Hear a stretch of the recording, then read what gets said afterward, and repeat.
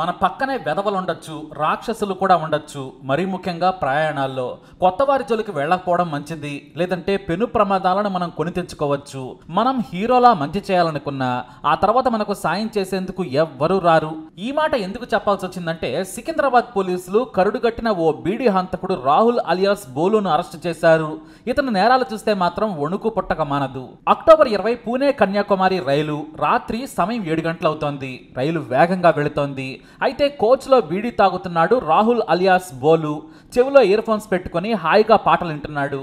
బీడీ తాగుతూ ఎంజాయ్ చేస్తున్నాడు. అయితే బీడీ పొగొస్తుందని అతనికి ఎదురుగా కూర్చున్న ఓ మహిళ చెప్పింది. కానీ అతను పట్టించుకోలేదు. పక్కన ఎవరూ లేరు, నేను ఇలాగే బీడీ తాగుతాను, నాకు బీడీ తాగటం ఇష్టమని చెప్పాడు రాహుల్. అలాగే బీడీ తాగుతూ గుప్పు గుప్పుమని పొగ వదలటం మొదలుపెట్టాడు. ఆమెకు చిరాకేసి అతని నోట్లోని బీడీని లాగేసి నలిపేసింది. దీంతో అతను కోపంతో ఊగిపోయి ఆమె మీద దాడి చేశాడు. కొంతమంది ప్రయాణికులు గొడవ చూసేందుకు రాగా చంపుతానని బెదిరించాడు బోలు. దీంతో వాళ్ళు అక్కడి నుంచి దూరంగా వెళ్లిపోయారు. ఆ తర్వాత ఆమె మెడకు చీర బిగించి హత్య చేశాడు. ఆ వెంటనే లైట్లు కూడా ఆర్పేసి మృతదేహంపై అత్యాచారం చేశాడు. ఇక ముందు స్టేషన్ రాగానే వేగంగా దిగి పారిపోయాడు. ప్రయాణికులు పోలీసులకు సమాచారం ఇచ్చే లోపే పారిపోయాడు ఈ రాహుల్ అలియాస్ బోలు. ఇక ఈ హత్య చేసిన 5 రోజులకే మళ్ళీ అక్టోబర్ 25న మొమ్మనూరు నుంచి మంగళూరు ట్రైన్ ఎక్కాడు. అక్కడ కూడా అంతే, మళ్ళీ చెవిలో పాటలు వింటూ బీడీ తాగుతున్నాడు. అతనికి పాటలు వింటూ బీడీ తాగడం అదో కిక్కు. ఎవరైనా డిస్టర్బ్ చేస్తే మాత్రం హత్య చేసేందుకు ఏమాత్రం వెనుకాడ్డు. కానీ ఈ సంగతి తెలియక ఆ చుట్టుపక్కల ఉన్నవారు ఆ బీడీ పొగ తట్టుకోలేక వెంటనే చెబుతారు. అలానే ఓ దివ్యాంగుడు బీడీ తాగొద్దని చెప్పాడు. కానీ బోలు మాత్రం నీ పని నువ్వు చూసుకో అని సీరియస్ గా హెచ్చరించాడు. రైల్లో బీడీ తాగొద్దన్న కనీస జ్ఞానం లేదా అంటూ సీరియస్ అయ్యాడు. అంతే, ఆ తర్వాత మాట పెరిగింది. రైల్వే పోలీసులకు ఫిర్యాదు చేస్తానని తిట్టాడు. కోపం ఆపుకోలేకపోయిన బోలు వెంటనే అందరూ చూస్తుండగానే తన చేతి సంచిలోని పదునైన వైరును బయటకు తీసి ఆ వికలాంగుడి మెడకు చుట్టేశాడు. గట్టిగా మెడ లోనికి తెగే వరకు లాగి దారుణంగా హత్య చేశాడు. ఆ హత్య చేస్తుంటే అందరూ పారిపోయారు. ఆ తర్వాత ముందు స్టేషన్లో దిగి వెంటనే పట్టాల మీదుగా పారిపోయాడు నీచుడు. ఈ హత్య తర్వాత మరో రైలుకి బాంద్రాలో దిగాడు. ఈ హంతకుడు ఎప్పుడూ కూడా స్టేషన్ మెయిన్ ద్వారం నుంచి వెళ్ళడు.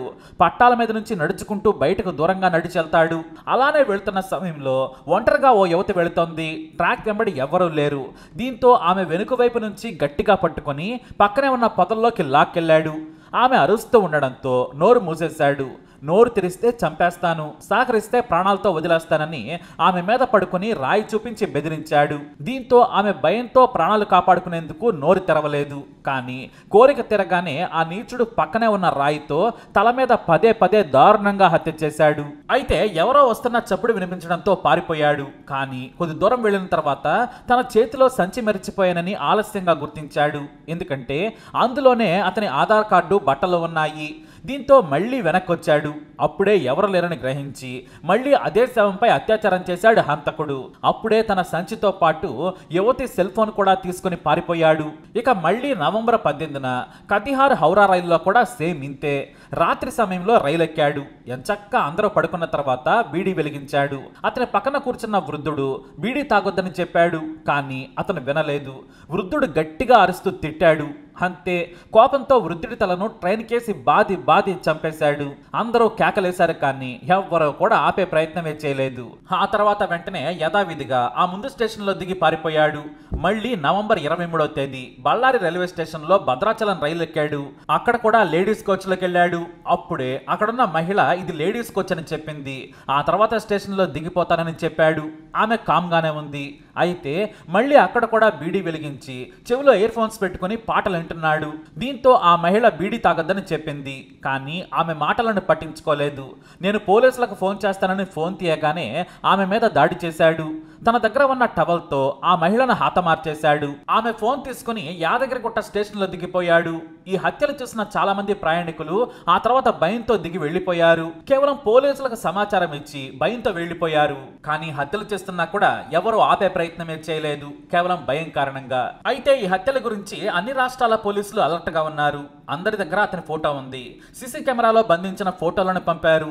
ఇక రైల్వేలో తనిఖీ చేసినప్పుడు అనుమానంగా కనిపిస్తే వెంటనే పట్టుకుంటారు. అలాగే నిందితుడి పాపం పండింది. తనకు జీవితంలో అత్యంత ఇష్టమైనది ఒక్క బీడీ తాగుతూ పాటలు వినడం మాత్రమే. రెండు, తన ఇష్టాన్ని అవమానిస్తే తట్టుకోలేడు.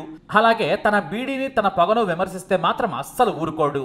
ఆ తర్వాత శవాలపైన కూడా అత్యాచారం చేసి తన కోరికను తీర్చుకునే రాక్షసుడు ఈ బోలు. మామూలుగా అతన్ని చూస్తేనే ఎవరైనా భయపడాల్సిందే. రూపమే క్రూర మృగంలా ఉంటుంది.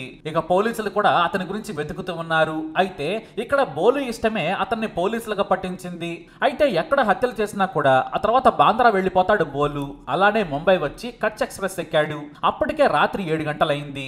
చాలా మంది యువకులు అతను కూర్చున్న బోగిలో ఉన్నారు. అయినా కూడా అతను భయపడే రకం ఏమాత్రం కాదు. అయితే పోలీసులు చాలా మంది అటు ఇటు తిరుగుతున్నారు. దీంతో ఓ మూల కూర్చున్న బోలు కామ్ గా కళ్ళు మూసుకున్నాడు. అయితే రాత్రి వాపీ స్టేషన్ దగ్గర మరో టీం పోలీసులు డ్యూటీలోకి వచ్చారు. వరుసగా అనుమానితులను చెక్ చేస్తున్నారు. ఎందుకంటే ఓ హంతకుడు ముంబైలో రైలు ఎక్కాడని పోలీసులకు సమాచారం అందింది. అంతేకాదు పోలీసులు వెతుకుతున్న మోస్ట్ వాంటెడ్ క్రిమినల్ కూడా ఉన్నాడని సమాచారం ఉంది. కానీ అతను బోలు అని పోలీసులకు కూడా తెలియదు. దీంతో ప్రతి ఒక్కరిని చూస్తూ అనుమానంగా కనిపించగానే పోలీసులు చెక్ చేస్తున్నారు. అలానే బోగిలోకి రాగానే ఇద్దరు రైల్వే పోలీసులు బోలును చూశారు. అతను పాటలు వింటున్నాడు. చేతిలో బీడీ ఉంది. చూడటానికే దారుణంగా ఉన్న బోలును లేపారు పోలీసులు. ముందు టికెట్ చూపించమన్నారు. టికెట్ చూపించాడు బోలు. చేతిలో ఏముందని అడిగారు. ఈలోపు పోలీసు ఆ సంచి తీసుకుని ఆ సంచిలో ఏముందో చూశారు. చిన్న వైరు కనిపించడంతో మరింత అనుమానించారు. మామూలుగా ఫోన్ ఎవరైనా జేబులో పెట్టుకుంటారు, కానీ సంచిలో పెట్టుకున్నాడు బోలు. ఆ ఫోన్ చూశారు పోలీసులు. ఆ ఫోన్ సైడ్ బటన్ నొక్కగానే స్క్రీన్ పై యువతి ఫోటో కనిపించింది. ఆ ఫోటో ఎవరని ఆలోచించగా బాంద్రాలో అత్యాచారానికి గురైన యువతి ఫోటో. ఆ ఫోన్ను అన్లాక్ చేయలేకపోయాడు బోలు. కానీ ఫోన్ ఛార్జింగ్ పెడుతూ కూర్చున్నాడు. అదే అతని కొంప ముంచింది. చనిపోయిన యువతి ఫోన్ను పట్టుకోవడం, సంచిలోని వైరు ఉండడం చూసి అనుమానించారు పోలీసులు.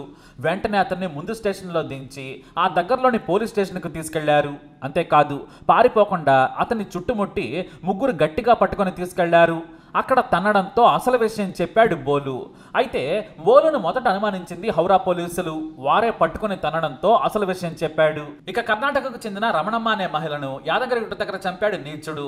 ఆ మహిళ మృతదేహాన్ని సికింద్రాబాద్ పోలీసులు స్వాధీనం చేసుకుని విచారణ చేస్తున్నారు. అయితే హంతకుడు దొరికాడని సమాచారం రావడంతో ట్రాన్సిట్ వారెంట్ పై జనవరి 30న తీసుకొచ్చారు పోలీసులు. కానీ మొదట 3 హత్యల గురించే చెప్పాడు. దీంతో అతని వాలకం ప్రవర్తన చూసి పోలీసులు ట్రీట్మెంట్ ఇవ్వడంతో మొత్తం హత్యల లిస్ట్ అంతా చెప్పేశాడు.